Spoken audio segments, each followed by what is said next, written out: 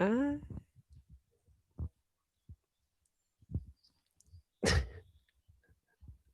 I cannot hear you.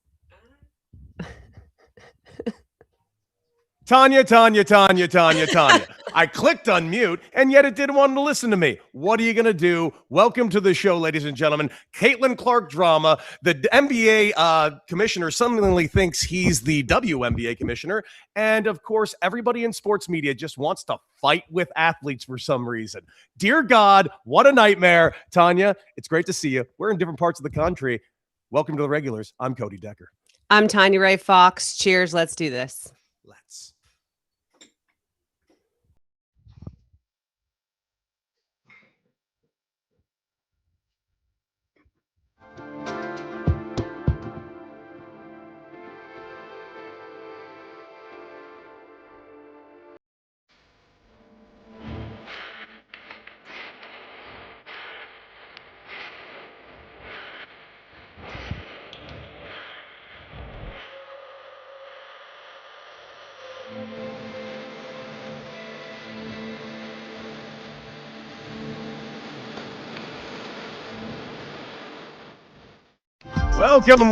Welcome, Tanya Ray Fox. We're in different parts of the country right now. This is actually, I think, the first time we've ever done the regulars on Zoom with each other. And I'm not going to lie, I'm interested to see how it goes. We've actually done it before. One time. We have the regulars? I thought we only did the other show. I thought we did Beal and Decker one time like that. Nope. We did the regulars. It was maybe in May when I went to Disney. I think we did, yeah. Oh, man, never mind. This is like old hat to us. This is going to be a fantastic show. Tanya Ray Fox, how is it being back home over there in the lovely city of Boston? It's been interesting. So, I'm still recovering from my lung infection. Ugh. And I arrived to a city covered in ash. And cloud from the fires in Canada. So when we flew in, it was orange skies, like bad air quality for the first 2 days that we were here. That's tough. I was like, oh, not a great time to be flying in, let alone to be sick. So there's that. But on the bright side, it cleared up. Was out on the boat today. I'm in my mom's witch den. If you want to see kind of what we've got working with here, we've got something here. Oh, no. I'm well aware of what that bad boy is. Go ahead. Can you do it, though? Can I do what? Can you do it? Yeah, the thing my mom does? No, I cannot. You gotta hit it, and you gotta find the right like frequency and keep it going. And I will tell you this. I can't fucking do it. I've tried so many times. I'm so fucking uncoordinated with it. There's a crystal ball. Naturally. Your mom is a witch. There's a pedestal, but I didn't get it. And then there's this. Naturally. Well, the sands of time and all that. This is the best one though. The witch book. I don't know what's in here, but based on the fact that book looks like it was from Salem, I'm starting to actually understand why maybe it is my father is haunting your mother. What the hell? Like, and I don't know what it is. Like, you're kind of witchy. Your mom's very clearly a witch. My girlfriend's a witch. I'm like surrounded by witches all of a sudden. I don't know how this all happened in my life, but next thing you know, I'm apparently just friends with witches, dating witches. My life is surrounded by witches. My mom's probably a witch too, now that I think about it. And honestly, all happened at the same time too, because you had like just met your girlfriend when we met. That's actually true. That is wild times. But Tanya, we got a lot to talk about today, and quite frankly, only so many nerves left in both of our system to tolerate what is on today's rundown. I'm not going to lie to you. Right out the gate on headline number one, Jesus Christ. Tanya, go ahead. So Caitlin Clark has, I don't know, I would say quintupled down on being one of the more insufferable topics in all of sports media. My God. There's a lot going on here. We'll start with kind of the latest drama that she's involved in, which is that she had this very weird, whiny post-game press conference where she argued about a phantom quad contusion. Yes. Do we have that video that we can play for people? Oh, it's funny you say that. We do. Let's go to the video. Let's do it. Mocha, do it. Play with Stokes that Made you Yeah, I upset? got Made you kneed happy? right in the quad. Like, that hurts. Like, the ref can't miss that. And then I have to play with a contusion in my leg the rest of the game. Like, it's ridiculous. Can't miss calls like that. Did they give you an explanation right after when you? She said I initiated the contact, which is fine. You can't knee me in the leg and knock me over. Kaylee, can you take me through that second quarter play with Stokes? But how do I put this? I looked at the freeze frame. I looked at the I went even as far as doing what the WNBA decided to do last week. I basically paused it and freeze framed everything so I can, find my official decision on who should be fucking suspended this time. And it turns out Caitlin Clark should be suspended. What the fuck? Yeah. It's really bad. And I think that it is one thing to flop. It's one thing even to consistently get in the refs' faces, which she should be getting called for techs where she's not. She should have been called by first. The fact that she didn't get a tech for that was baffling to me. I'm like, she is screaming in this dude's face. And by the way, we're already dealing with the narratives that are like, well, these WNBA referees just aren't very good. We need to get some better referees in the WNBA. And you got shit like this. You got Caitlin Clark trying to take advantage of the situation, not to mention take advantage of the other situation, considering that Congress is trying to legislate the WNBA for her.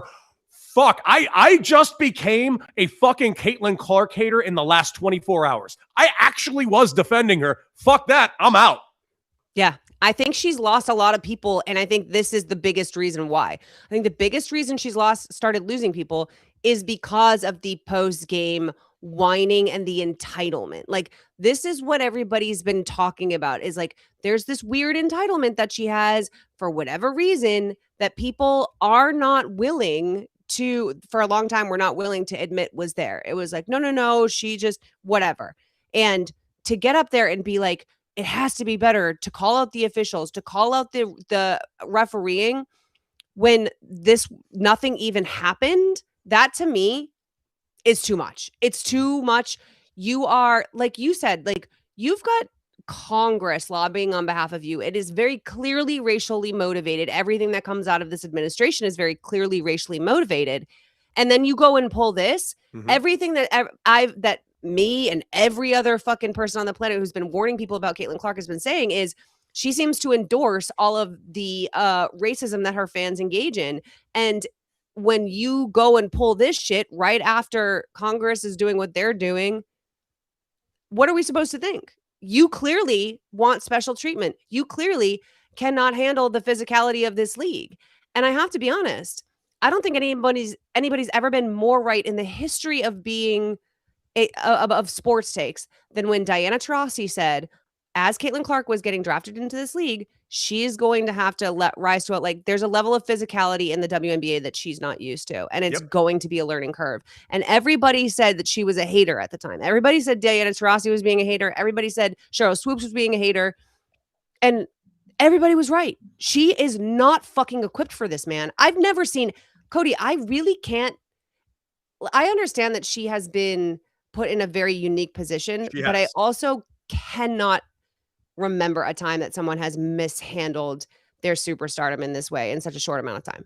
It's been pretty wild. And those of you it's just, and now obviously her teammate's a UFC ring girl now. I'm just so fucking over it. I'm this is on the WNBA has been doing such great shit over the years. And by the way, it's been getting good before Caitlin even got there. And yeah, I was really excited to Caitlin to get in there and all this influx of these very new stars that have been very much promoted to us. And I was excited for this. And I guess I should have known better. I really should have known better that this was going to be fucking ruined because everybody is using this for political theater. And that's what sports is now. It's officially a part of the political theater narratives. And I fucking hate it. This was the escape. And I'm really tired of everybody else coming in. It's like, I thought this was supposed to be my escape. You're all doing it. All of you. Every single one of you have politicized sports in such a fucking way that we can't escape this. You know what I'd like to do? I'd love to talk about how good Caitlin Clark is playing basketball. I am not doing that. One, she's not playing unbelievable basketball. She's playing fine. And two, she's injured all the time in a more physical league that she's not used to. And three, this. just this. Like, I was on board with the throat thing. Like, I thought the suspension was a bit much, and I thought we made a lot out of a freeze frame for a whole play that was just a physical play and maybe deserved a foul at most, maybe. But this is just off the charts now. Like, her going in there with the full act. You can't just sit there. Now I'm playing with a contusion. What contusion? What contact? The ref was actually wrong. I want to specify that. Caitlin Clark is right about one thing.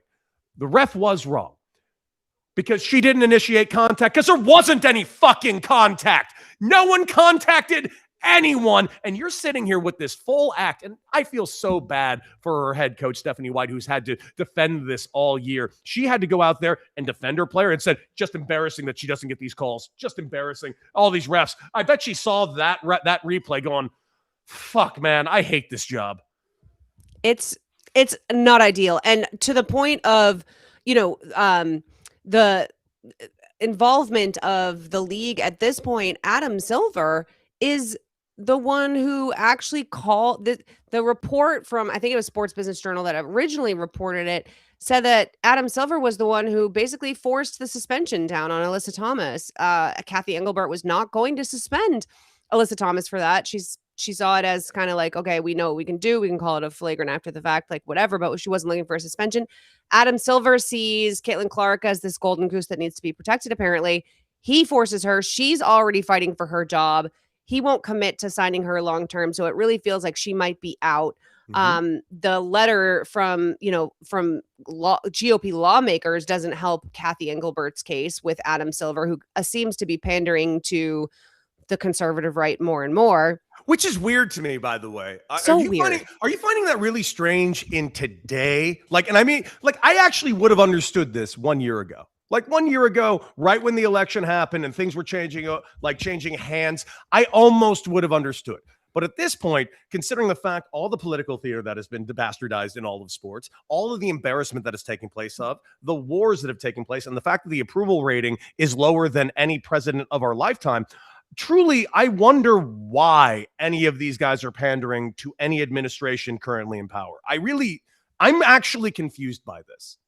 I honestly sometimes, like in this particular case, I really feel like some of these guys are just finally allowing their misogyny and some of their biases to just come out because they're allowed to now. Like, it just very much feels like these guys have been playing political correctness for a long time. Someone like Adam Silver has had to deal with player empowerment, the whole player empowerment era.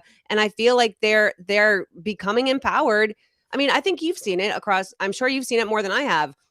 When guys, especially white men, get a little bit of like power, a little bit of leeway to show exactly who they are, you're like, oh, this guy was always really chill until he suddenly had the pass to be a little more racist, a little more sexist. So you too have been watching JD Vance's weird ass tour that he's doing all over the place, where he seemingly just fails miserably of acting like a human being. Well, I mean, I don't think he was ever good at it, to be honest. Me neither. But he did fool people early on when he wrote some shitty book. True. That's a good point. Yeah, the Hillbilly Elegy days were, that was something else. But like, I do think that that's what's starting to happen. And now the zeitgeist has been brought into the Caitlin Clark thing. Kareem Abdul-Jabbar has called out the whole, not only Caitlin Clark's behavior, but he's also called out just the idea that like she is somehow the face of a league that she simply is not equipped to be the face of, nor should she be the face of it with as little accomplishment as she's had in the league. Like, she's been a great player. She's been an all-star. Congratulations. But Kareem said, it's a slap in the face to like the league and the players to say that she, like, while Asia Wilson is still there, while these other players, that's insane. So she's on Kareem's bad side. Now that we've got bloggers on the internet coming after Kareem Abdul-Jabbar. Oh, you're wrong on this one, Kareem. People who will defend her to the end. And so it started this like insane fucking culture war that is just not, it all started because Caitlin Clark became a household name when Angel Reese pointed at a ring finger and "you can't see me" in the 2023 national championships. And then that skyrocketed everything. Middle white America attached to her, and she did not know how to handle it. And it very much appears like she has gotten very used to being treated like a superstar, being very used to being told that she's the best in the room, that she's the most important person in the room. She bought her own hype and she's not living up to it. And does that surprise me? Honestly, Cody, not even a fucking little bit. No. You know what it reminds me of a little bit, just a little bit, not in the same exact form, but a little bit. Ronda Rousey. And I'll give you the example on why. I'll never forget remember when Ronda lost her first match. She lost it to Holly Holm, got kicked in the head because over time Ronda's fighting style started shifting and changing. She started believing the hype of Ronda Rousey as opposed to what she was, maybe the very best judo fighter that exists. She grabs you, you're dead. She's going to break your arm. But then all of a sudden, she didn't want to break arms anymore. She thought she was a stand-up fighter and was going to knock people out. So what happens when she goes up a real class kickboxer? She got her ass handed to her very, very quickly, as opposed to doing what she always does, go and grab her and break her arm. She stopped doing that. She tried to become something else because she believed she was the baddest woman on the planet. She's the toughest fighter on the planet. And I'll never forget it. I think it was some MMA fighter, one of the talking head MMA who was a former MMA. Oh, it was Chael Sonnen.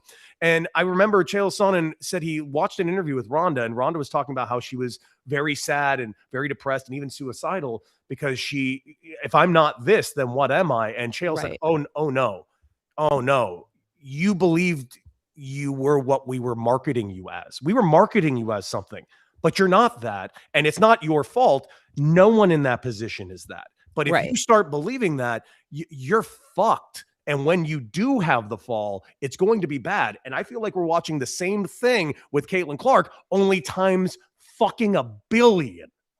I think that's a really, really good comparison. And I think it's interesting that in both situations, they are white women who are supposed to be the sort of like savior of the women's division of a male-dominated sport. You know, it's like a very specific thing that we do. It's like, okay, you're going to get equality, but we're going to launch this white woman into the stratosphere as the like totem, you know, as the like token for everything that, you know, is equality or whatever. And it's very easy for us to buy our own hype. Oh my gosh, the first woman to ever be a UFC superstar. Oh, the first woman to get the, you know, to have this much attention in the WNBA. And you're right. It's a great comparison. And you know, unlike Ronda Rousey, Caitlin Clark, there is stuff in her tool belt that she actually does, you know, she's straying away from what she's good at, certainly, but she's also not improving the things that she needs to improve on that she's not good at. The turnovers are bad. The defense is bad, you know, and that's stuff that was always going to need to be worked on when she got into the W, and she's just not doing it. Yeah. And that might be, to your point, because she didn't think she fucking had to. She's Caitlin Clark. Dude. And that's just I don't care what that works if you're a tennis superstar, if you're an individual sports star, if you're a golfer, if you're a fucking gymnast, you play team sports, babe. You know, like what the fuck? Yep. Sorry, you're not Djokovic. Like you don't get to go out there being a dick. Dude, it's just frustrating to see because you see the flashes. We know what she can do. But you know what I liked about her in college? Remember when her dad was in the crowd always yelling at her to stop acting like a petulant child? Where the fuck did that guy go? I think he's still there asking the same fucking question. I think she's always been like this. Man, but like she did kind of listen to him a little bit back then, didn't she? Like he would get really mad that she would act like this. Shit, I can't believe I'm not saying this, but can we get her dad out there? Well, that was before she was worth like $20 million, right? Fair point. Yeah, but she got that $20 million when she was getting yelled at by her dad. I hear you. Well, shit. So yeah, this is the story that's not going to quit, and I don't know where we go from here with Caitlin Clark, but I think that you are among a new swath of people who spent enough time defending and are just kind of out and just have kind of seen some stuff that is just a little bit beyond the pale at this point. But here's the thing, like part of my defense had nothing. Listen, she probably is very much the person that that group of people like are clamoring to. You've seen her out with fucking Morgan Wallen and shit. Her good friend Sophie Cunningham's fucking the ring girl at fucking UFC matches. I have no doubt that's where her mind is. That being said, I'm not going to just attack her for blatantly being this, because seemingly she has been used as a political tool by other people, and she, to her credit, hasn't really dipped into any of it. That being said, I'm exhausted. I'm exhausted. Are you not exhausted? I want to just enjoy the W. I don't know why we have like no choice but to turn every single sport into the Real Housewives. And by the way, if you think that I'm saying that about only the WNBA, no, I'm definitely talking about the NFL. I'm definitely talking about the NBA. I'm definitely talking about Major League Baseball. It's all of it, all sports. And I'm mad that we're actually dragging the WNBA into the Real Housewives of the male sports, because this is becoming batshit. I just like, this whole industry is truly, and I mean this from the bottom of my heart, fucking broken. Yeah, it is. And we're going to talk more about some of the stuff that's broken across sports media and sports in general later on in the show in Media Corner. Getting to headline number 2, we have a couple quick hitters here from 2 through 4, just to kind of get to us to Media Corner. The NFL has confirmed the indefinite suspension of Cardinals personnel executive Ryan Gold for violating the league's gambling policy. And this is something that's kind of in our wheelhouse. You and I, Cody, are talking a lot about how gambling has infiltrated sports and where it's going to go. What the sort of Kelshys of the world are going to end up doing in the sports gambling world. And this is kind of like tied in at the same time to this teleprompter scandal. Do you know about the teleprompter operator scandal? Yes, I do. Okay. Yeah. So for anybody who doesn't know, Gabriel Perez, President Trump's teleprompter operator, was allegedly using his knowledge of the contents of speeches to make prediction market wagers on Kalshi. And this is something that you and I have talked about, like, just feels like it's like, not surprising that these things are happening, and an executive in the NFL having an indefinite suspension. He was sharing draft information, inside draft info for gambling purposes. This is of course this fucking happened, Cody. Of course this fucking happened. And they're like, oh my God, indefinite suspension. Does anybody, do you or I, does anybody on the planet think these executives, think even the owners aren't doing this shit? These people have already been insider trading. You're making it easier to insider trade. This is going to continue to be an absolute nightmare. I hate that I'm going to be this bleak, but it's just true. Nothing's going to change. It's only going to keep getting worse. And I mean this on every aspect of the sports gambling world and the gambling world that exists that we are currently living in. In the sports gambling side, this is what I truly think is going to happen. And I mean this, and I'm not saying this to be like doom and gloom. Someone's going to get killed. Yeah. Someone is legitimately going to get killed. There is going to be an athlete at some point that will get killed because they ruined a bettor's fucking bet or parlay. It's going to happen. Nothing will change, sadly, until that happens. And that really irks me in a way that I think this. I don't want to think this, but I think this because I truly believe that's what it takes for us to actually act. We're only reactive in nature. And that really bugs me like a lot. I feel like this can be reined in. This can be reined in right now. Everyone has the actual ability. I had said in the past, well, you can't get the toothpaste back in the tube. But I'm like, you know what? Yeah, you fucking can. You fucking can get the toothpaste back in the tube. Toothpaste companies have been doing it for over a century. So fuck, man. Like, I just don't want it to get to that. And it's going to get to that. We've seen it in Major League Baseball. We saw it with Tanner Scott, pitcher for the Los Angeles Dodgers. He gave up his first blown save like a month and a half ago, and his wife and kids got death threats from bettors. And by the way, Tanner Scott at that point, and still is, was having a phenomenal season out of the bullpen for the Dodgers. And he was closing games at a really phenomenal clip, and he just blew one save, and now he's dealing with death threats. We see members of the WNBA talking about the outrageous racism that they're dealing with, the sexism that they're dealing with. Someone's going to get hurt, and that is criminal. Like literally, but it's criminal now. I feel like this is Minority Report and precog wise, this is already a crime that hasn't actually taken place yet, but I can see it. I'm like watching a slow train wreck happen. And no one will fucking do anything to stop the slow train wreck, even though everybody has a lever to pull to stop the slow train wreck, because just too much money is being made all over the place. And the fact that none of it's really regulated is bothering me. Like, I was actually really on board with all the gambling companies like the DraftKings and the BetMGMs, and because I thought, well, it's going to be more regulated now. That's a good thing. And I really think this has gotten so far out of hand that I'm legitimately concerned. I'm like legit concerned for people now.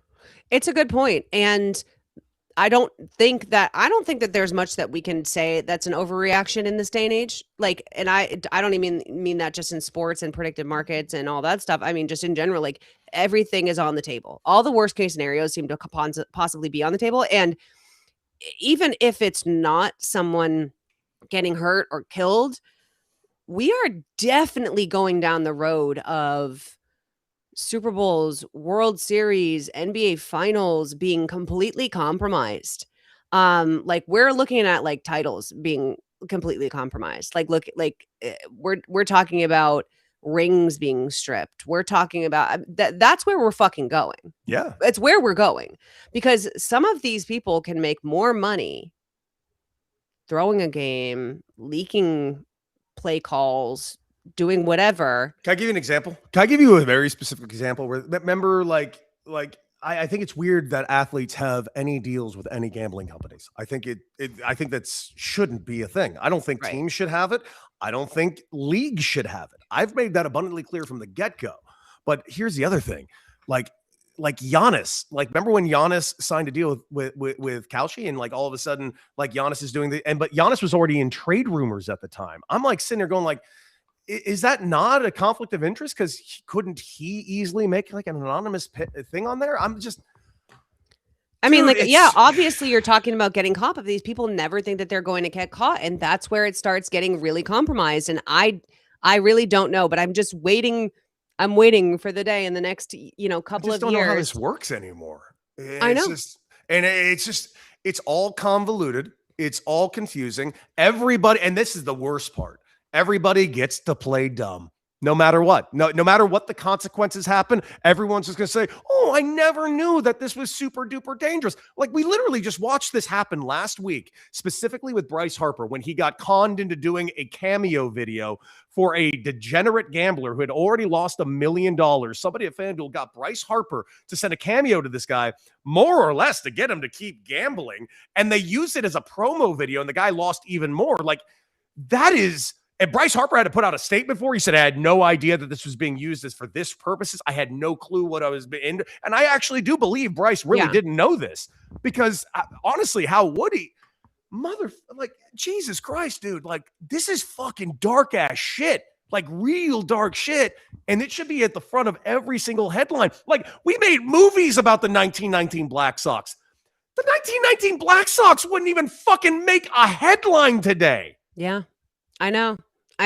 I mean, Pete Rose, like Pete Rose did worse things than the gambling and the betting on his team. But like that used to be the thing that was like, oh my God, we can't believe it. And this guy, listen, we're acting like it's some, oh my God, they're going to give him the indefinite suspension. They're going to make it sound so crazy. There's no convincing me that this isn't an obviously systemic issue. This guy was not some random scouting personnel dude. He was high up in their personnel department. He's been there for 13 years.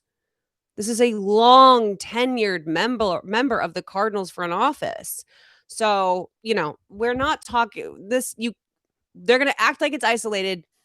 Cody, you and I know it's not, no, and that's the thing. It's just not. I don't worry. They won't uncover more, because they won't, because they'll purposely not. And it's just the way it is, dude. And I hate that the fact is things have to get so much worse before they can remotely get better. And what's amazing is somehow this isn't enough. This isn't even close to enough. Like, I'm fucking exhausted, dude. This fucking industry. What a place. What a place. What a place. Hey, but you know what? Don't worry. I really love headline number 3 because I was going to say, I'll tell you this, Tanya, if you're looking for a character witness, if you just truly need someone to back your character, make sure you got a guy with a squeaky clean background like Robert Kraft. Please take it away. Yeah, Robert Kraft is standing by his man on the Mike Vrabel front. He was on First Take, appearing with his BFF, Michael Rubin, the CEO of Fanatics, asked about his, his situation with Mike Vrabel as head coach. And he said, there's been a little bit of a tumultuous offseason. We can call that for your head coach, Mike Vrabel. What's it been like navigating that during the offseason? And Robert Kraft said, well, we're privileged to have Mike as our head coach. No one is infallible. And what's great about Mike is he has great intellectual knowledge about football, all of the technical skills. He really relates to the players beautifully. And he's the only one. By the way, he's the only one that has that. So I'm glad he mentioned that. That's really cool. I hope he's going to be our head coach for many years to come. Yeah, of course. He basically was like, he's an incredibly qualified NFL head coach. And we just went to the Super Bowl, you dumb fuck. So of course we're not going to fire him. And I want to give you and I credit on this, Cody, because there was a time during this whole thing where people were like, there's no way he has to get fired. He has to get fired, blah, blah. And you and I were like, there's no chance in hell they're firing Mike Vrabel. Like, it's Robert Kraft. What leg does he have to stand on? What are we talking about? Is Robert Kraft also going to sell the team after he fired? Yeah. Like, what the fuck are you guys talking about? This was never going to happen. We've been yelling from the mountaintops and rooftops for what, fucking 6 months or whatever it's been since this ridiculous scandal came out, that the only person that will be fired will be Diana Rossini because she did something wrong. Waiting to find out exactly what that wrong thing was. Oh, a conflict of interest? Okay. Explain. Go ahead. I'm listening. Yeah. What is the conflict of interest? Well, she's sleeping with him. Okay. What's the conflict of interest? What exact story did she break? Well, AJ Brown wanted to be traded. Yeah, no shit. Yep. And the other part about this is really interesting is the Athletic has not finished doing their investigation into the whole situation. I don't know what they're going to report when they do that. I mean, they are a journalistic institution, so who knows?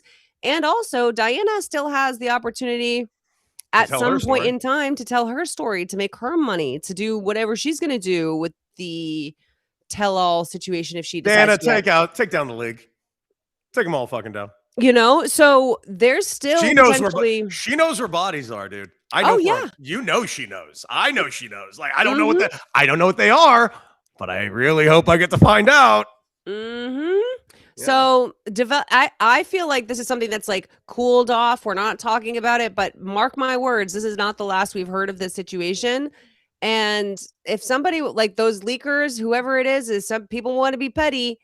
I'm thinking like a week 12 postseason push news dump. I would not be surprised if that happened. Would you? Nope. No. Nope. Not at all. Not at all. I'm waiting. I'm waiting with bated breath. Yeah. Before we get to Media Corner, we'll do a quick World Cup check-in. Yes. The England-Argentina game. Did you watch it? Yes, I did.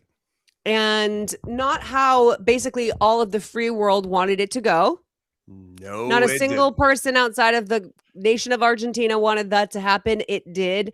It did not go the way of the free world. So we are getting an Argentina-Spain final. I know you picked Spain in your work pool to win the whole thing. But it was a blind pool. Don't give me credit for that. Blind pool, lucky. But you got, your lucky pick isn't, not a surprise that Spain is there. Not a surprise that Argentina is there. No, 1 and 2. Going all the way to the final is pretty impressive. And listen, I've given Argentina a lot of shit to this point, justifiably so, especially that England match, that Egypt match. I will go to the grave about that Egypt match. There was some Cabo Verde stuff in that Cabo Verde match too that you're not right. You're not wrong about that. But the Egypt match I found particularly just fucking egregious. It was egregious. England, however, I don't think as egregious. A couple of little things, but for the most part, England should have won that, and they didn't because of their own stupidity. Yeah, that was a coaching meltdown, man. I thought Yeah. Tuchel had been doing a really good job up until that me point, too. but the decision on the subs, you can only hold up against shooters like that for so long, and Pickford had held up for as long You as he put Pickford possibly in a could. shit spot, man. You really did. An awful situation. I don't know what that Argentinian said that caused Jude Bellingham to slap him, but I'm on Jude Bellingham's side, so I'm not. You'd have to do a lot to get me to turn on Jude. I don't know what he did to smack him in the back of the head, but Team Jude. Always. I'm not particularly invested in the final. I obviously want Spain to win. I want Spain to win. I really like Lamine Yamal, and so I'm all in on him, just like his future. I love a young star who we can watch for the next 15 years that we know is going to be great. So I'm excited about that. And there's plenty. I mean, they're a gorgeous football team to watch. So go Spain.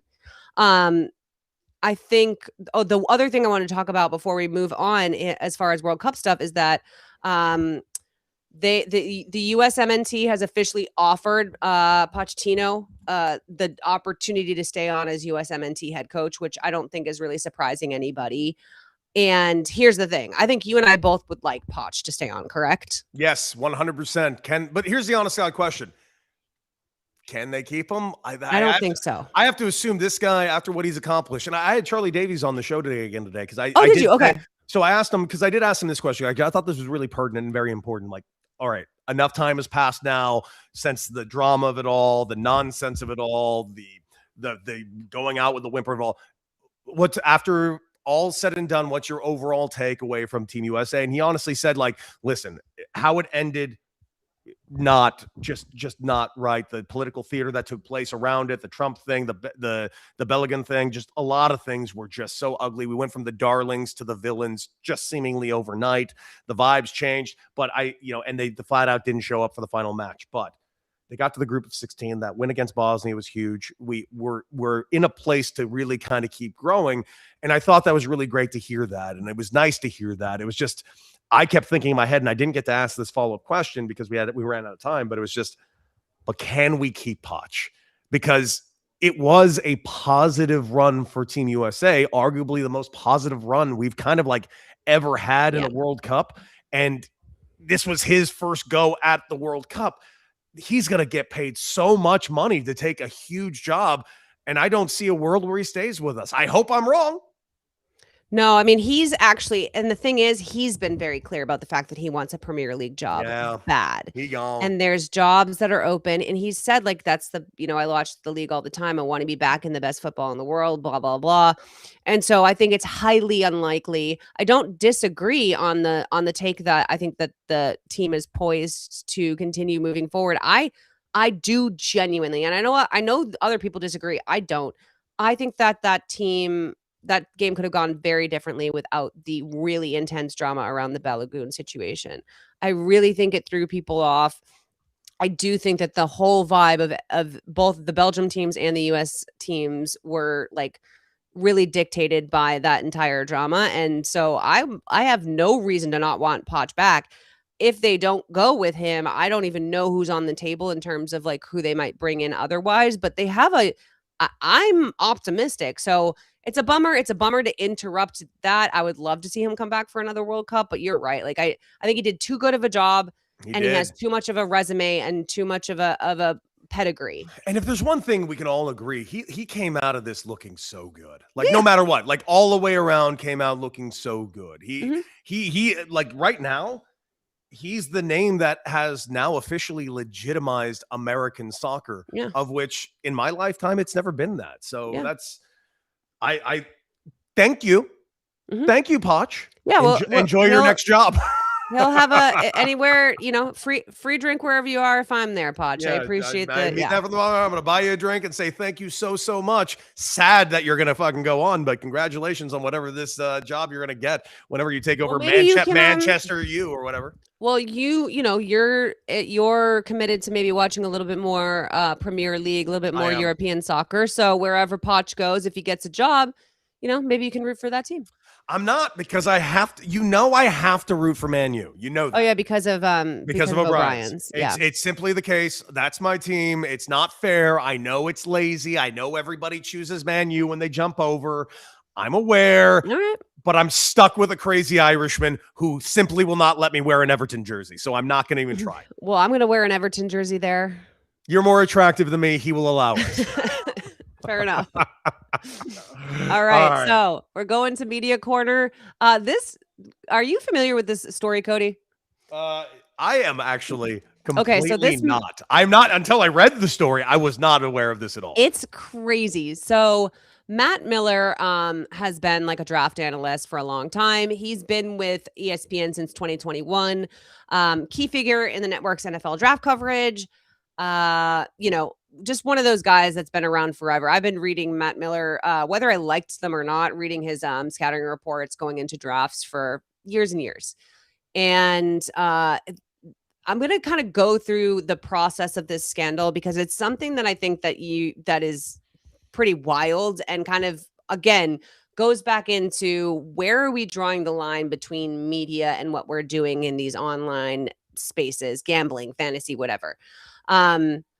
So he's always been kind of like in the charitable endeavors space, whatever. But over the past 2 months, this is according to the Athletic article that reported on this, dozens of social media posts started accusing him of stiffing the winners of fantasy football leagues he ran, where he was billing they were billed as benefiting charities. Mm-hmm. Commenters also questioned the legitimacy of the charity fundraisers he routinely held.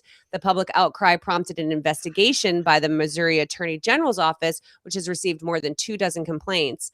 Miller was hosting, get this, 91 fantasy football leagues in 2025 on Sleeper, a fantasy sports platform, according to various league manager search tools. Based on the standard entry fee that the league and the league size, this would have given Miller access to around $100,000 in entry fees just for the 2025 season. And Miller said that the number did not seem accurate to him, but he couldn't verify because he does not have access to his accounts anymore. He was banned on May 7th for stealing buy-ins from managers and not paying out league winners, according to messages in the Sleeper's customer support that was sent to The Athletic. The Athletic spoke with a dozen people who said Miller failed to deliver on his promises dating from 2017. Now, that is bad enough, okay? Mm-hmm. Here's where it gets crazy. The complaints reach ESPN directly. Public criticism is amplified.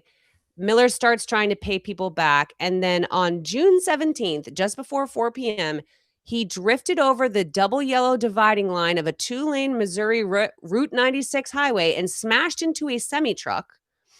The force of the crash sheared the seatbelt Miller was wearing, and he was thrown from the vehicle. He was airlifted to the hospital where he underwent life-saving operation that he said included the amputation of his left arm.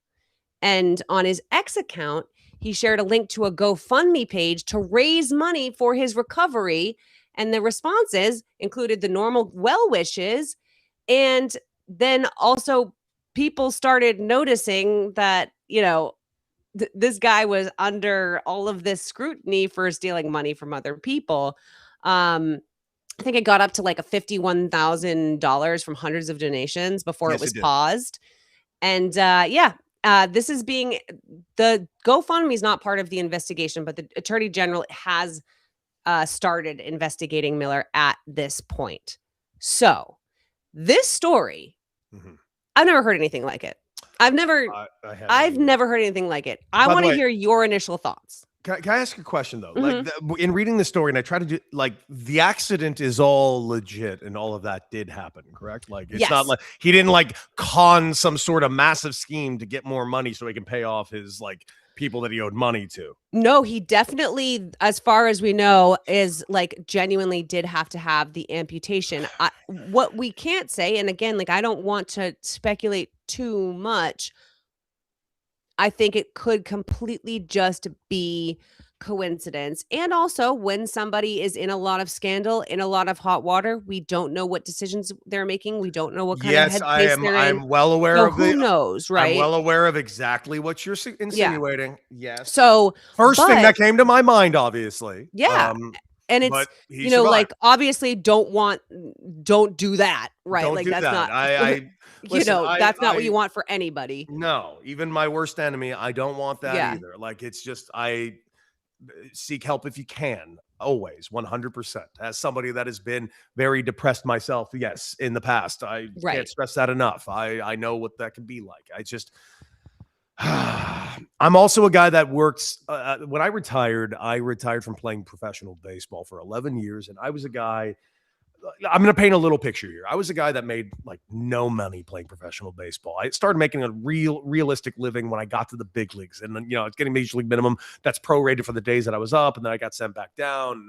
And, I made a decent living every season from that point on. I think the highest I made in a full season was I was being paid like $125,000 for a season of professional baseball stuck in AAA.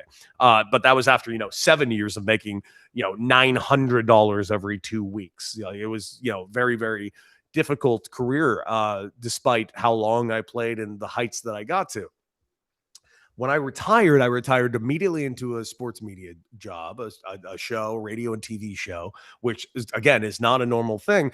But I also got to retire having a secondary job as well. And that was to be an executive director of a nonprofit dedicated to getting underprivileged youth into college through baseball and softball.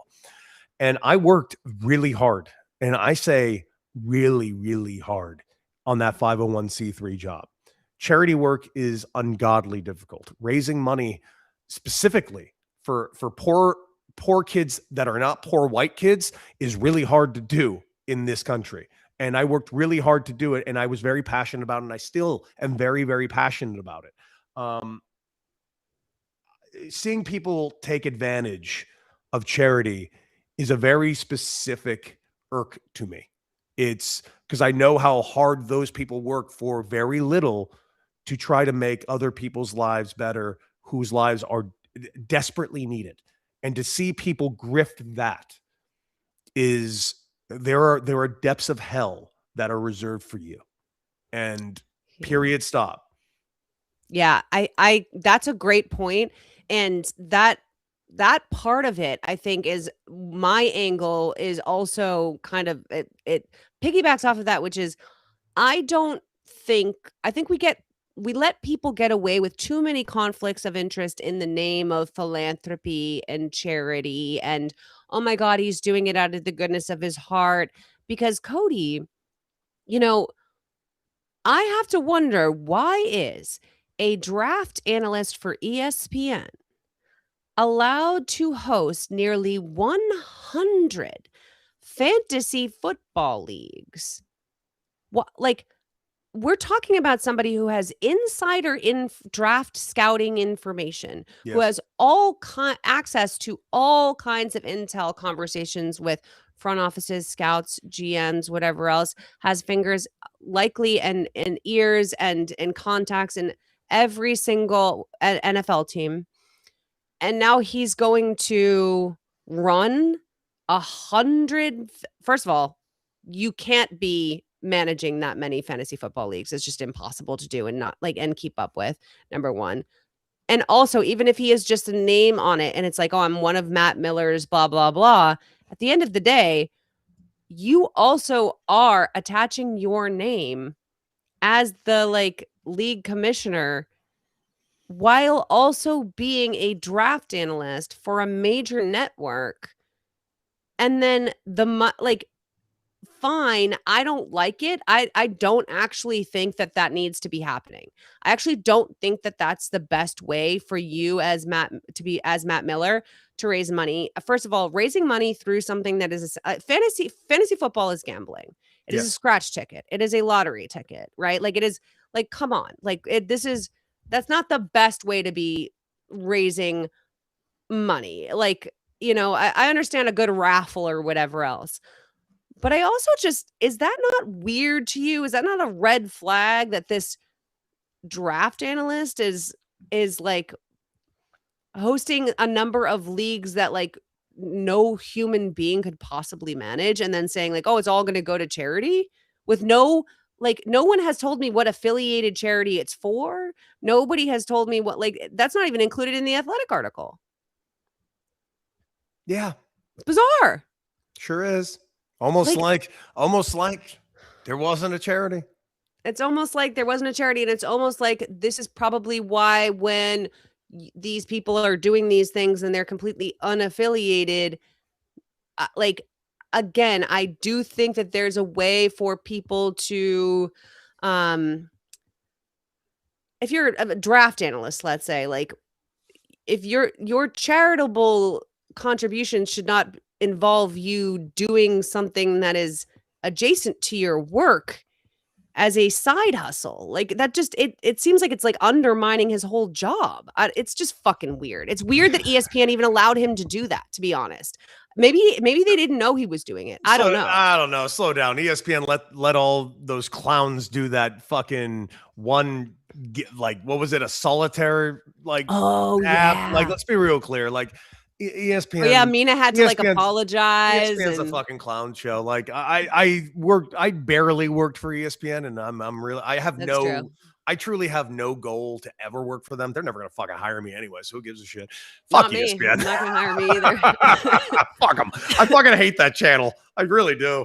It's fucking worthless. Well, it's funny because our next media corner is about their competitor who we both worked for. Yeah. Listen, we were just for just as worthless. I mean, let's be real clear. I mean, it's just this industry. I'm not gonna lie. This shit made me laugh so hard. It made me laugh too, but it's this also is funny. annoying the shit out of me. I know, and I'm gonna let you vent it out. So, so Nick Wright responded to Kevin Durant after being called out on social media. So Kevin Durant did one of those. We've done this on the show before. You know, which one one of these people has to go, you know, and it's 9 people in sports media. It's Charles Barkley and Shaq and Stephen A and Shannon Sharp, Skip Bayless, Nick Wright, Colin Cowherd, Max Kellerman, and Kendrick Perkins. And it's like, which one, if one has to go, who are you picking? And obviously, KD, being the troll that he is, posted it to his Instagram story and said, pack that lame Colin Cowherd up. And then the next one said, basketball would actually move forward if Nick Wright wasn't involved. Hold up. That's funny. I'm sorry. That's fine. Real quick. I'm a little surprised that he chose Cowherd. Actually, no, I'm not. I'm looking at the list right now. Cowherd's talked a lot of crap about KD this past season. Also, like, Cowherd's like gotten a lot worse out of nowhere for this last year, to be fair. Like, in fairness, I'm a little blind to this because I don't watch. I want to make this abundantly. I don't watch any of these fucking people. I don't watch any of them. I just want it on record. I just want it on record. It's been exactly a calendar year since your girl was let go. So I'm just going to say part of the layoffs and the shows have got, you know, Colin Cowherd. Listen, Cowherd has gotten noticeably worse since somebody's exit because somebody might have kept somebody in line. I'm just saying. But like, I guess, no, don't pick Skip Bayless. He's already kind of out of the industry anyway. He's going to fuck about Skip Bayless. Stephen A is as worthless as anything on planet Earth. Truly the lowest of the low. If he was hit by a truck, my first question is the truck okay? Okay. Kendrick Perkins. I like Perk. I actually like Kendrick Perkins. Yeah. I like Max Kellerman. Me too. I don't dislike Shannon Sharp for what he does. That being said, I don't know enough about him and what he does. And aren't there like weird allegations about him? I don't know the validity. I don't know the validity of them, and I just don't know enough. But okay, I will fight anyone that comes after Charles and Shaq. I will fucking fight anybody. Fucking fight anybody that comes for Charles and Shaq. No chance I'm allowing that. So I guess it does kind of leave Colin out there. So of the people on the list, I guess I'll go ahead and pick Colin too. I wouldn't have picked Nick Wright because I don't really have an issue with Nick Wright. I've always got along with Nick Wright, but I don't love his work either. Yeah, no, I think, you know, Nick just rubs certain people the wrong way, especially athletes. And that's the thing is like, you know, the athlete. So he's just a nerd that thinks he's a cool kid. That's he admitted that he had come at Durant. He kind of like low blowed him a little bit about some stuff that had been going on with the Rockets and had actually apologized to him. He was like, yeah, that's probably out of line before. And so he thought he was cool with Durant. So after he saw this, he Instagram DMs Kevin Durant and says, I thought we were cool now. Hate to see it. And here's where I fucking laughed. Durant responded, what made you think that? Which I think is so funny. What made you think that? That's really funny. And even Nick Wright admitted, he was like, that was actually really funny. That's a really funny comeback and a really actually I take back what I'm saying. This is actually a really funny exchange. So they went back and forth a little bit, and like he said, he was basically, Durant was like, I just don't think you're that skilled, and he was like, well, I don't know. He was like, if anything, you know, I feel like I'm quite skilled. You just don't like my takes. And I guess Durant joked back and was like, well, you have the opportunity to move up in my all-time list of great sports hosts. So like basically just like razzed him, being like, yeah, just keep doing work and maybe you'll move up in my all-time list. The same way that these guys always talk about athletes, right? That's funny shit. Listen, here's the deal. Like, again, I have no respect for almost everybody in this industry. None of them deserve an ounce of it. I don't know why anyone thinks they do. And I honestly don't know why Nick Wright is taking this so personally. You talk for a living. You talk about other people's accomplishments for a living. By the way, that's not in any way a knock on you. You're actually quite good at it. It's just, can we all fucking get some perspective here? The people that are talking about the story are never the fucking story, yet they're very desperate to make themselves a story. Always. And that's fucking, you're not, I don't know how else to tell you this. You're not one of the cool kids. You're the nerd. Yeah, we're the nerds. The people who are talking about the sports are the nerds. Nerds. Yeah. And by the way, I was a cool kid. Now I'm a fucking nerd and I'm not part of the cool kids anymore. Mm-hmm. So I don't think I'm labeling myself a cool kid. No. But you sure as fuck are not one. So you gotta fucking look in a mirror and understand what you are. And I feel like people in this industry really don't fucking know what they are. They think they're superstars, and no, you're not. You're a mouthpiece that is easily replaceable in a cog on a wheel of a machine that is owned by two fucking companies, Disney and fucking Fox. Understand, you're all replaceable. I'm replaceable. You're replaceable. This industry is a fucking shit show. And none of you are stars because you'll be fired tomorrow and replaced by somebody else that they will call a star that will believe the same nonsensical shit you currently believe. Knock it off, move on, and just continue being the nerd that you are. Tanya's going to be the nerd she is. I'm going to be the nerd that I am. But stop thinking you're a cool kid. None of you are cool. You're fucking the antithesis of cool. Well, and like, it's so hypocritical.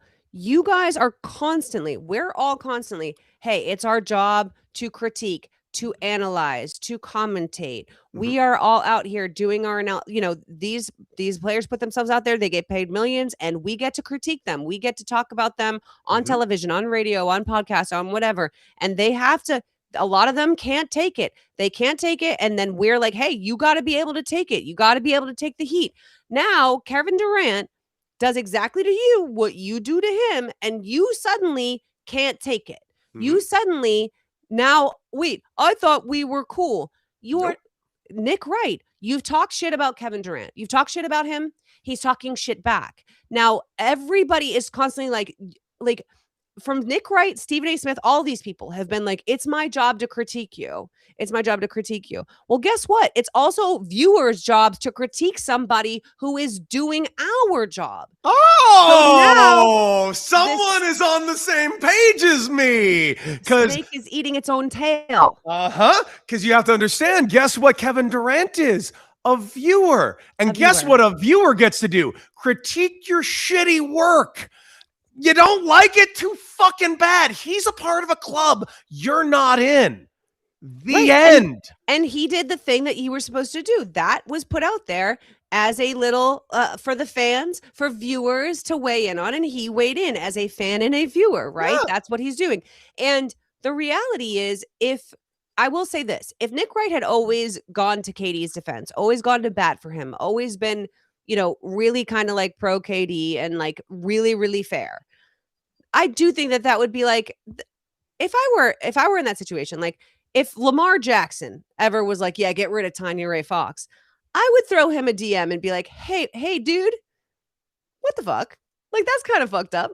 I really would, just because I'd be like, there are only so many athletes that I really go out on a limb for that I really ride for. And I would be hurt personally. And I would never tell people I did that. I would never get on air and admit that. But between you and I'd be like, oh, I DM'd Lamar. Other than that, if I've critiqued you, right? If Justin Herbert ever wants to talk shit about me, guess what? Godspeed. Go for it. Because I've had plenty to say about you. And I'll probably have more to say about you. So if he ever gets on to anything and says, oh, yeah, that chick on Instagram, fuck her, I'm going to be like, yeah, no, absolutely. Understood. Yeah. Mutual. Yeah, dude. Like, here's the deal. Like, I guess I'm lucky and I have this perspective. I don't give a fuck. Like, if I critique you and you have something to say about me, that's perfectly fine. My job, I will admit, my job is to critique, but you get to be a listener and critique me. And that's perfectly fair game. All cool. We're fine. But if it's an actual problem, we can always go to the side and handle it like people, or if we have to handle it like archaic men, sure, we can do that too. Like, I don't think that's necessary ever. I'm gonna do that. I'm gonna do that with Justin Herbert. I'm gonna beat up that 6'5" quarterback. I don't think you're gonna beat up that 6'5" quarterback, but you might force me to do it for you, and that's fine.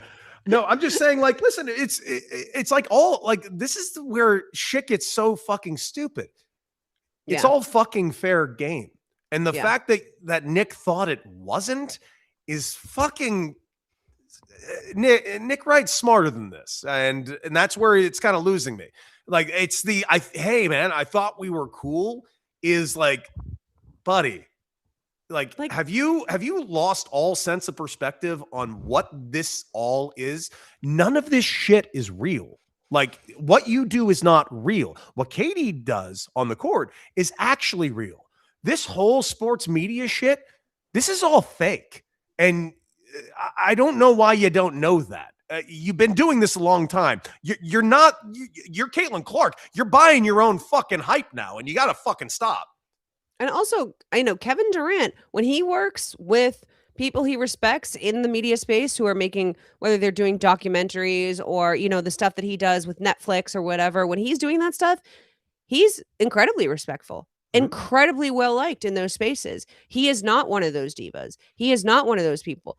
So, when someone comes at you like Kevin Durant, who has a reputation for handling media he respects with a lot of care and grace and kindness, works hard, takes all the notes, doesn't give anybody any shit.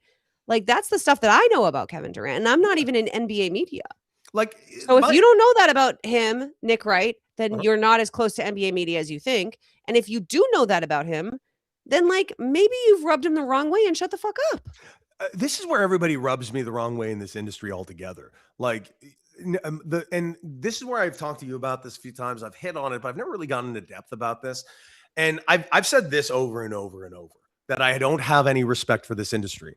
I don't. I really don't. And it's not because of individual people. It's because of what the industry is. And it's because the industry has convinced itself that it's not a circus. And that is actually a very big problem for me, because the sacrifices that we've all made in the sports media industry is one thing, but having been that guy that has made plenty of sacrifice, like an outrageous amount of sacrifices in the sports media industry in the last decade specifically, it's nothing compared to the trials and tribulations that I went through for 20 plus years to become a pro athlete, to get to the very top of what I got to. The physical pain, like truly the physical pain, the outrageous isolation and loneliness that I went through it, the divorces that it caused, or at least paid a part of, having no home for over a decade and living out of a suitcase, living a nomadic lifestyle, while also having to like scrounge for money to try to pay for my training to get ready for my actual career. Like, I mean this from the bottom of my heart. I have respect for every athlete that is out there, because I lived that life and I understand what the sacrifice that life actually entails. The people in the sports media industry that have never played, make no mistake, it doesn't mean they can't talk about it, but there is a perspective that a lot of them lack. And the lacking of that perspective pisses me off and pisses off every single athlete that a lot of you sons of bitches sit around criticizing in ways and worlds that you don't know how to live. This is why you're not one of the fucking cool kids, because you don't have the perspective. You won't understand the perspective. You physically physically and mentally cannot handle the perspective, so much so that one of them criticized you and it fucking freaked you out. Yeah. Like, buddy, you gotta fucking learn what this industry is. We are all clowns in a circus. They are the performers, the actual performers right now. I was one of those performers, even at the lowest levels, but I respect everyone. Like, I make fun of Justin Herbert. Of course I make fun of Justin Herbert. I'm a Raider fan and that's what I do. But if you think for 1 second, I don't respect Justin Herbert's talent and everything that he has accomplished to get to where he is and what he does on the field, then you're fucking insane. Like, and I'm not going to criticize that ever. I'll criticize the performance on the field when it's necessary, but I'm not going to criticize the guy. The guy has worked so hard to get to where he is his entire life.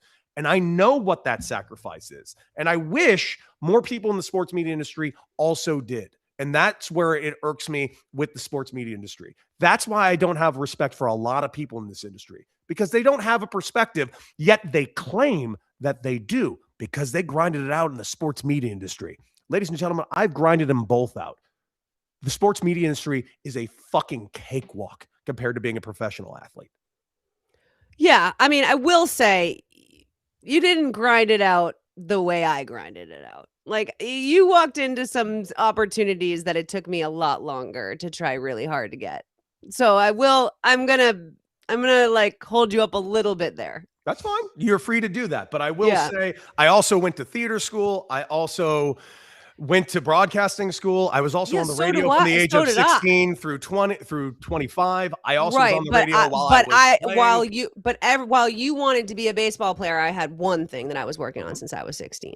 Mm-hmm. Right.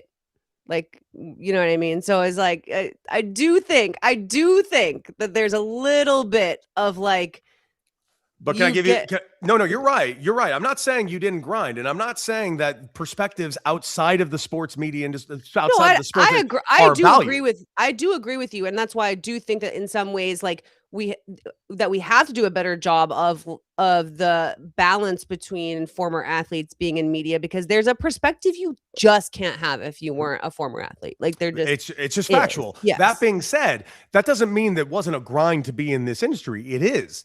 But you have to understand there is a lot to being that's fine, athlete. Cody. I mean, listen, and that's fine. And I completely agree. And also, you have walked into contracts I've never sniffed in my entire life. That is true.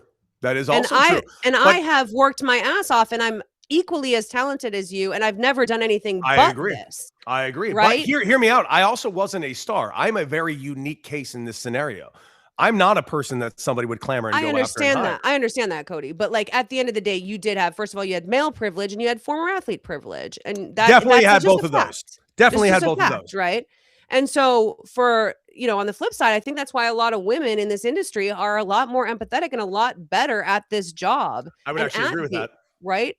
Because, no, I would absolutely agree with that. There is and I mean from just pure broadcasting perspective, because we don't do the thing where we're in a pissing contest with male athletes. Like, we don't want to be you, right? No, I completely agree with that. We wanted to do this our whole lives. We never wanted to be pro ball players for the most part. Can I give you my example of why I'm irked by certain people? And I actually agree with this take completely. Yeah. I think that the women in this industry are far superior to the men in this industry because of that stupid pissing match contest that always comes out to play.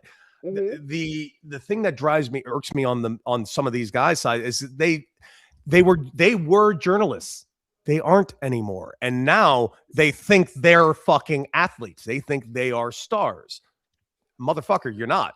And that's where you've lost me entirely on these facts. That's not something that you look to do. That's not something that a lot of people in this industry don't look to do.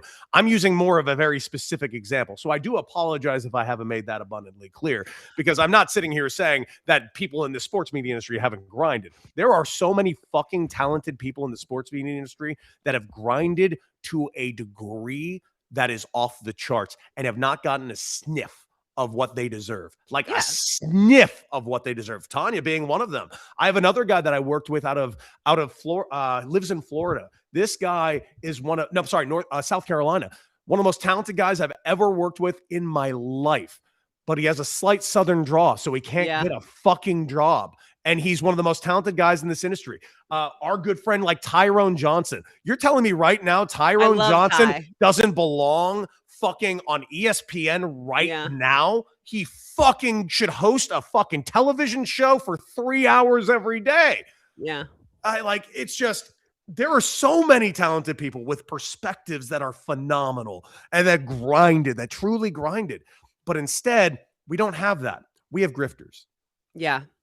No, and that you're not wrong. I mean, that's why we do this media corner. I mean, so much of this is exactly talking about exactly that. I mean, I agree with you completely in so much of that. And so much of so many of the people with the biggest platforms are the ones who deserve it the least for all the reasons that you just said. Stephen A. Smith wants to be LeBron James. That's pathetic. That's and sad. To your point, as if LeBron, LeBron James has lived a blessed life. He absolutely has. He has been blessed through his talent. No question. He's also not had, his body has been put through the ringer for 30 years. How about Tanya? I am currently, as I sit here right now talking to you, in horrible physical pain. Yeah, I know. My body hurts from years of, I have a fucked up hip, my hands hurt, my feet hurt from wearing years of spikes, my knees are banged up, I'm banged up. And I keep myself in very good condition. I work out nonstop. I do corrective work. I work on it. And I was a fucking nobody. A nobody.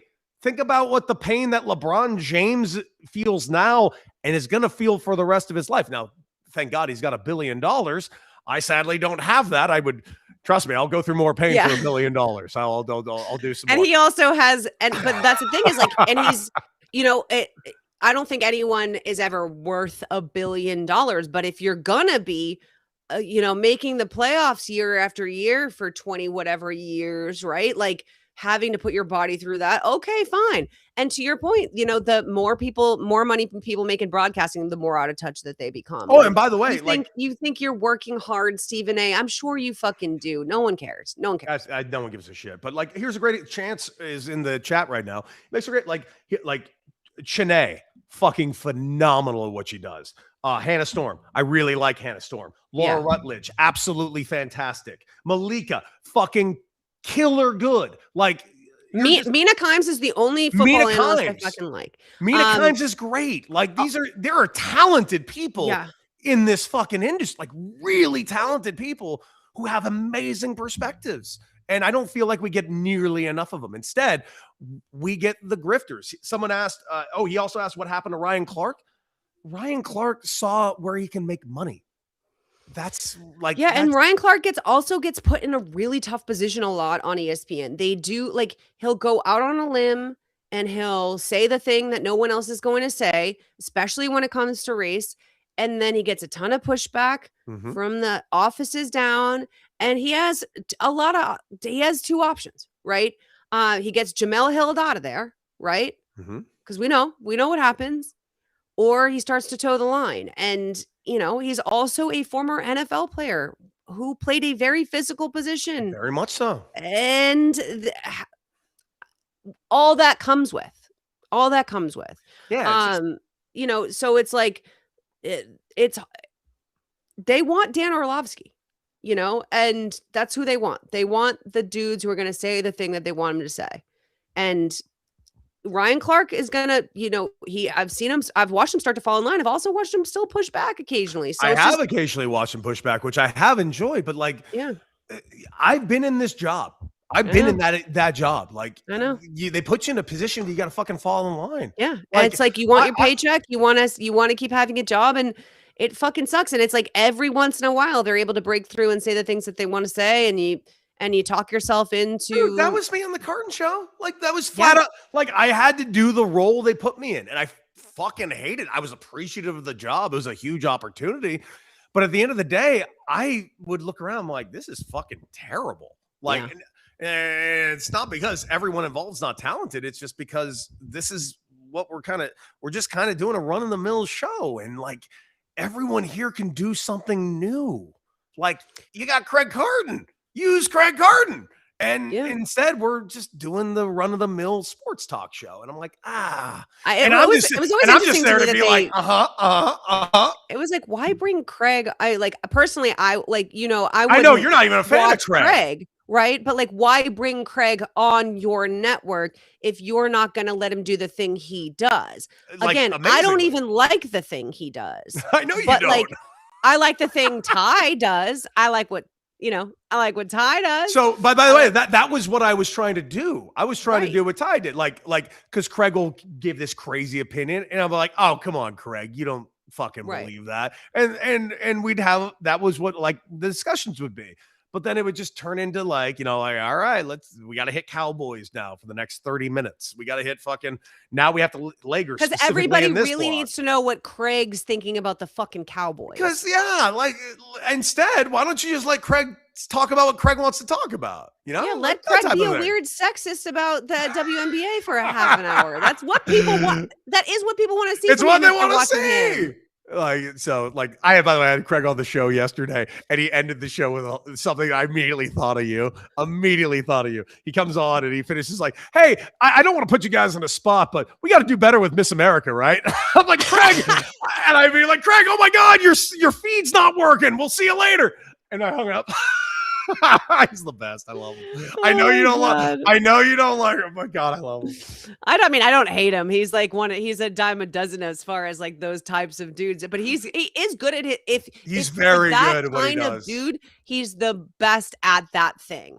And I find him to be like pretty obviously like there's a charisma there that obviously he funnily even joked about it, going like, yeah, we're in the sport and I'm often credited for being the one that ruined all of this. I'm like, you are whatever, man, whatever. But see, he kind of like it's nice when people are in on the joke a little bit. Yeah, no, he's self-aware. That's all. Yeah. I do ask some self-awareness of people, and so I'll always give credit where credit is due on that front. Yeah, so I mean this from the bottom of my heart. Now, this industry is a mess, Yeah. to say the least. By the way, I apologize for touching a nerve. I wasn't trying to say that your grind wasn't that. Cody, I know listen, your grind. we're on a podcast where occasionally we are going to like, have those moments. I don't take that shit personally. Like, no, but I push back because that's what I do, and that's what we're here to do. But there's no nerve touch. That doesn't. If you actually were like genuinely offensive, I'd be like, yo, you stepped out of line there. You weren't. I was kind of presenting my interpretation of the situation. But you are not wrong. Like like I'll give you a great like thing here, like which I totally agree. I never should have been put in the positions that I've been put in. I still look back these last like decade going like, how the fuck did any of this happen? Like truly, like it makes no goddamn sense. I mean, obviously I think you're qualified to be doing what you're doing. I started a podcast with you. No, I agree. No. Oh, Cody, you don't know what you're doing. No, slow down. I'm fucking phenomenal. That's not the point. The point is phenomenal people in this industry don't ever get opportunities. In fact, it's quite the opposite. They just want people that'll fucking yes and do what they want. And I'm just not that fucking guy. I tried it and I couldn't last long in that spot, dude. I do what I do and that's it. And whether it's up to people whether or not they like it or not. But it's just I do and you do what we think is right. And that's empty in this organization, in this industry. Yeah. And our organization of sports media. This franchise sucks. It is. It's a franchise of all of them. It's a fucking phenomenal place of hellscape theatrics. It just is. By the way, this is completely off topic, but can I talk to you about something really quick? I know we have a pop culture corner planned, but can I just like fully left turn you real quick? Yeah, we don't even need to hit pop culture corner. Let's go to left turn. I saw the Odyssey yesterday. Okay. Are you a fan of Christopher Nolan's work? Yes. I would say I'm a fairly large fan. Me too. Love his work. What's your favorite Christopher Nolan film? I've told you this. I'm an Interstellar guy.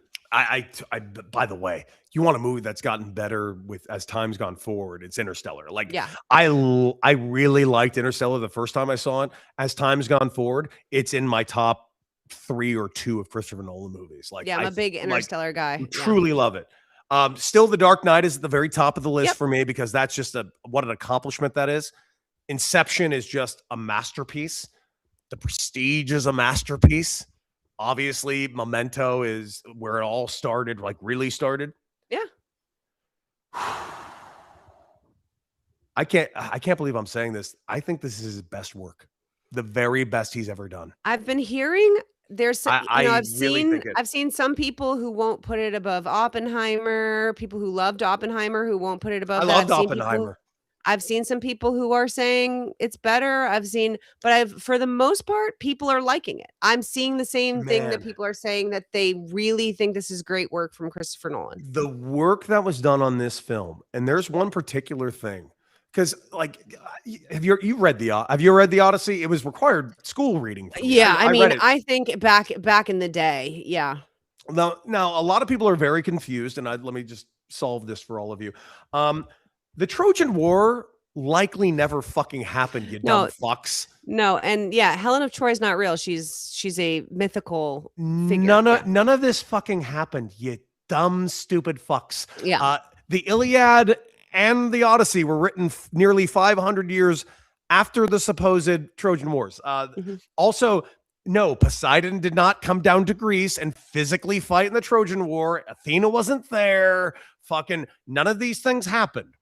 They were stories, folktales, and lore that was passed down from generation to generation. Now, our generational life is like every 20 years. And that's with a digital fucking narratives that we have. Like, we have video of 20 years ago. We have digital video of 20 years. We have video of 100 years ago. Can you imagine with no digital technology of any kind, or really any books of any kind of that, or really of what modern technology is, of how long ago 400 or 500 years ago really is to your civilization? That's like, honestly, talking about BC now. By the way, this was all written in BC. I don't know what to say other than none of this happened. They are just pieces of literature and folktales. So the fact that anyone's gotten mad that Helen of Troy is played by an African-American woman is fucking so stupid. I don't know what to do with myself. Helen of Troy never existed. The Trojan Wars didn't happen. Troy was likely destroyed by an earthquake, and that is based on also as flimsy of evidence that Troy even ever existed. Anyways, let's continue to the original point. What was done in this film with the gods specifically? And I want to really solo out the character Athena. She's the only god that is shown. You see Athena. By the way, no spoilers. We're doing spoiler free. I will not get. Well, the Odyssey has been around for about 4,000 years. Yeah, what I'm saying is, like, as far as like the certain stuff that would I won't give you anything. I'm just going to tell you how Athena was used in this film. Yeah. Was truly like a really inspired choice by Christopher Nolan. Like I watched that film, and it was really just, oh my goodness. Like I cannot wait to go watch it again. And did you see it in IMAX or? No, I saw it in 70 millimeter over at the Aero Theater. That's right. Oh, that's right. Yeah, your tattoo.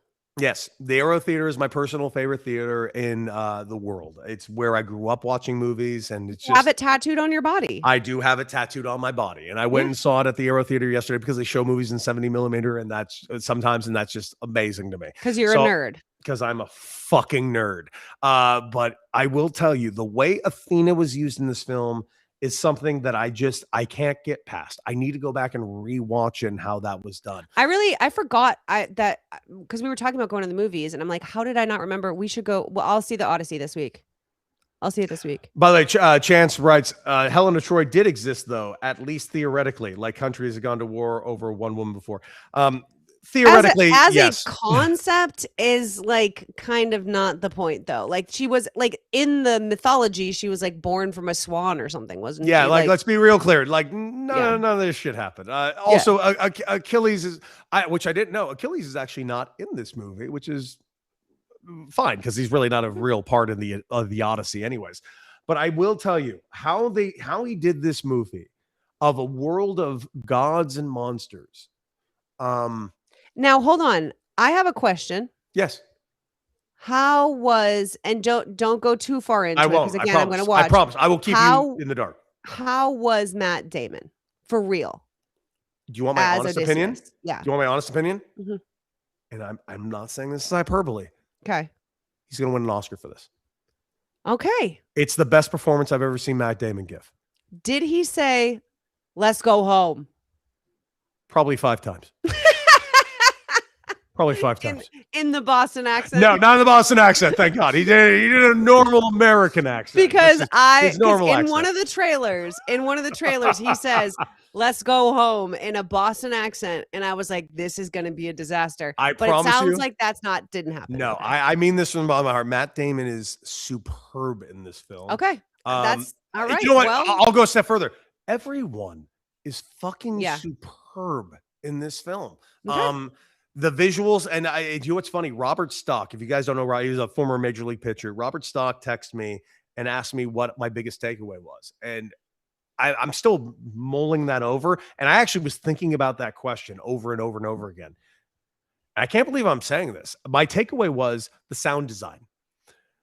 Okay. The sound of this film. Like Chris is a big sound design guy, so I'm sure he'll have an ear for it. Boy, there is sound in this film that fucking is gonna live in my head rent free for like a month. Like this movie, I am actually like, I want to go back and watch it again right now. Yeah. That's how much I enjoyed this movie. Okay. I really can't wait for you to watch it. Yeah, I'm actually really excited. You got me excited. You've built it, you've hyped it just enough that I'm like genuinely really excited. I think we'll probably buy tickets tonight. We're talking about the Odyssey right now. Go see the Odyssey. Go see the Odyssey. Go see the Odyssey. I watched it yesterday, and I mean that from the very bottom of my heart. Cody's a film buff, like for real. Like this isn't not like he's like grew up in Los Angeles, big film guy. His opinion on this is definitely worth taking. By the way, I hope you all love it. You might hate it. I don't know. No, but I mean, people know it's a Christopher Nolan film. Like, so it's like, okay, you know what you're going to get from a Christopher Nolan film, whatever. And also you have good taste in movies. You're very familiar with Matt Damon and his work. You've met him, hung out with him a bit. I have photo evidence. You have photo evidence of it. You're saying it's a great Matt Damon, an all-time Matt Damon performance. I believe you. So, all right. It's fantastic. I mean that from the bottom of my heart. And I want you to see it so you can call me and tell me what your takeaway of what Athena really is. I'm super excited. You've sold me. I was always going to see it, but I kind of like hadn't prioritized it while I was on vacay, but I think I'm going to.